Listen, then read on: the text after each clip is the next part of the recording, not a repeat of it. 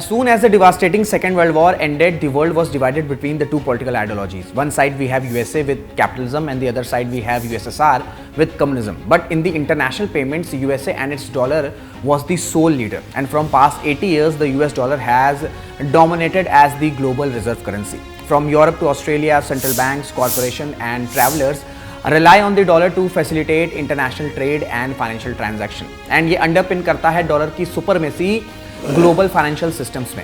ये जो डोमिनेंस है डॉलर का, ये एक मेन रीजन है कि यूएसए कंट्रीज को सैंक्शंस करता है, बीट रशिया, ईरान और अब तो ट्रंप ने ऑलमोस्ट सभी कंट्रीज पे ट्रेड टैरिफ्स इंपोज कर दिया है। एंड ये सैंक्शंस की वजह से क्या होता है कि दूसरी कंट्रीज को भी प्रॉब्लम आती है। जैसे ईरान पे सैंक्शंस इंपोज हुए तो इंडिया ईरान से ऑयल नहीं परचेज कर रहा है, जिस वजह से मार्केट से ईरान का ऑयल वैनिश हो गया है। मतलब डिमांड बढ़ रही है, सप्लाई कम है, अल्टीमेटली ऑयल के प्राइसेस बढ़ेंगे। एंड जब भी ऑयल के प्राइसेस बढ़ेंगे तो इसका इंपैक्ट इंडिया पे इन्फ्लेशन के टर्म्स में पड़ेगा। सो भले ही सैंक्शंस ईरान पे इंपोज किए गए हैं, लेकिन उसका इंपैक्ट कई कंट्रीज पर पड़ रहा है और इसी वजह से China, Russia and even BRICS nation de dollarisation की बात कर रहे हैं। मतलब डॉलर पर डिपेंडेंसी कम हो and bilateral trade local currencies में हो सके। जैसे इंडिया और रशिया ने ट्राई किया था जब यूक्रेन वॉर के बाद रशिया पर सैंक्शंस इंपोज हुए थे, लेकिन अनफॉर्चुनेटली रूबल रुपी ट्रेड बहुत ज़्यादा सक्सेसफुल नहीं हो पाया। एंड सब अटेम्प्ट्स के बाद भी आज की डेट में daily transaction estimated 6.6 trillion dollars में हो रहा है। तो आज इसी पे डिस्कशन होगा कि कैसे US dollar global reserve currency की तरह इमर्ज हुआ, क्या क्या इवेंट्स हुए post the world War 2 and last में इस पे भी डिस्कशन करेंगे कि क्या डी डॉलराइजेशन हो रहा है।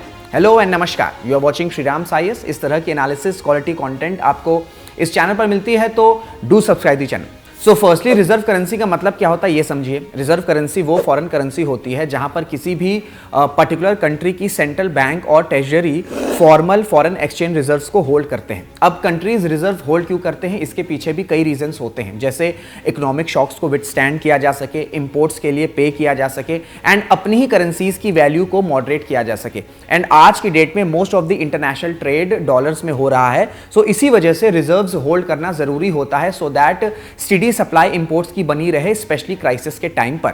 एंड क्रेडिटर्स को अश्योर किया जा सके कि उनके लोन पेमेंट्स को फॉरेन करेंसी में किया जा सकेगा। सेंट्रल बैंक करेंसीज को ओपन मार्केट में सेल और बाय करके अपनी कंट्री की करेंसी को इन्फ्लुएंस करती हैं, जिससे उस कंट्री में स्टेबिलिटी और इन्वेस्टर का कॉन्फिडेंस बना रहता है। एग्जांपल के तौर पर अगर ब्राजील की करेंसी की वैल्यू फॉल होना स्टार्ट होती है इकोनॉमिक डाउनटर्न की वजह से, तो ब्राजील की सेंट्रल बैंक फॉरेन रिजर्व्स को यूज करेगी to build up its value.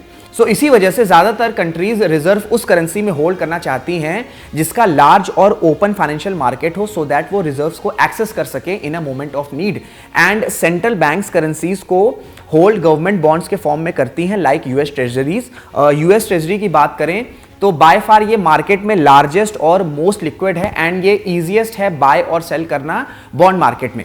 International monetary fund जो कि इंटरनेशनल मॉनेटरी सिस्टम को मॉनिटर करता है, उसने 8 मेजर रिजर्व करेंसीज को आइडेंटिफाई किया है। एंड इन रिजर्व करेंसीज में से यूएस डॉलर अराउंड 59% है when it comes to global foreign exchange reserve.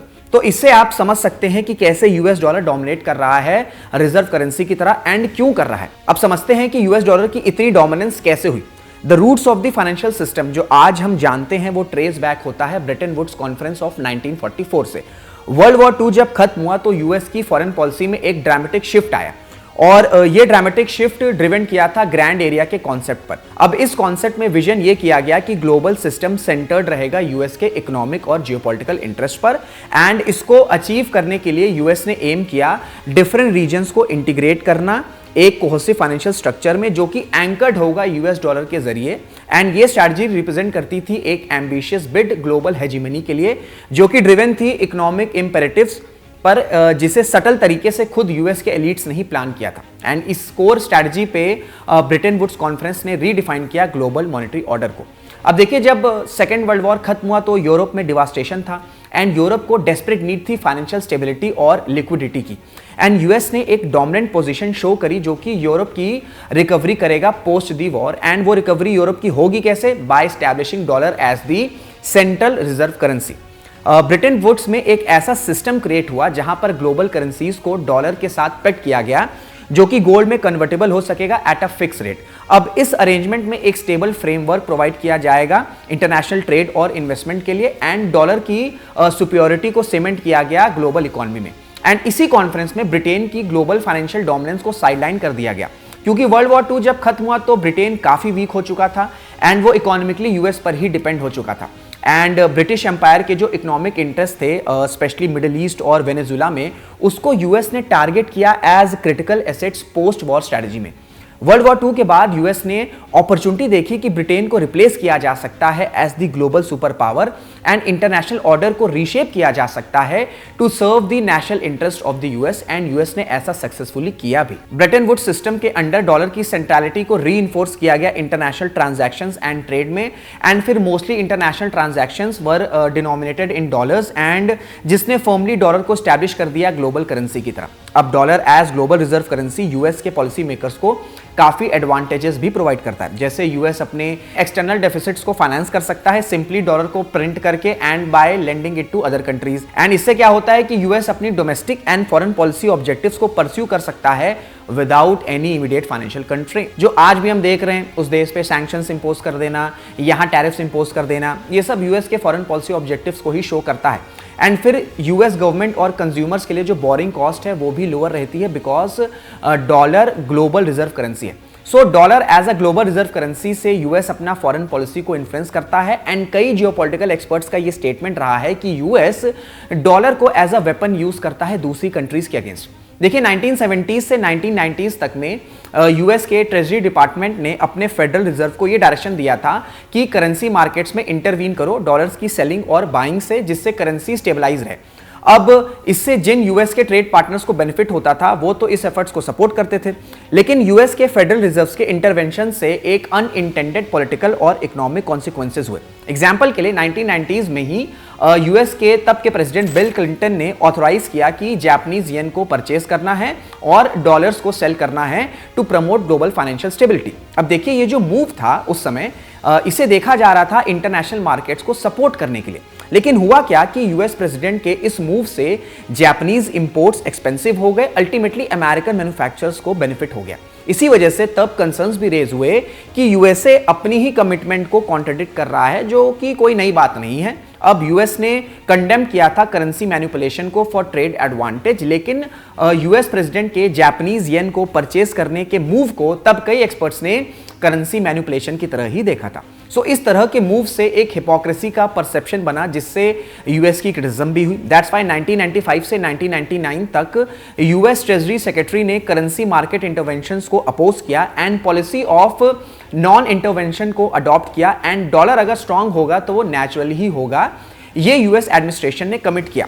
सो कहने को यूएस ने अपोज किया डॉलर की वैल्यू को डायरेक्टली मैनेज करने से, लेकिन डॉलर का डोमिनेंस ग्लोबल डेब्ट में बढ़ता ही रहा। सो यूएसए ने यह तो प्रॉमिस किया कि डॉलर की वैल्यू में इंटरवेंशन नहीं होगा, लेकिन यह भी स्टेप लिया कि डॉलर अदर कंट्रीज में इंटरवीन करे, जो कि आज हम देख रहे हैं। So right from post the second world war till today dollar remain supreme. लेकिन जिस तरह से यूएस डॉलर को कंट्रीज के अगेंस्ट यूज कर रहा है अपने डोमेस्टिक और फॉरेन पॉलिसी के इंटरेस्ट के अकॉर्डिंग, कई एक्सपर्ट्स का यह मानना है कि 21st सेंचुरी की स्टार्ट से डॉलर की supremacy day by day reduce हो रही है एंड कंट्रीज डी डॉलराइजेशन की तरफ जाने का प्लान कर रही हैं।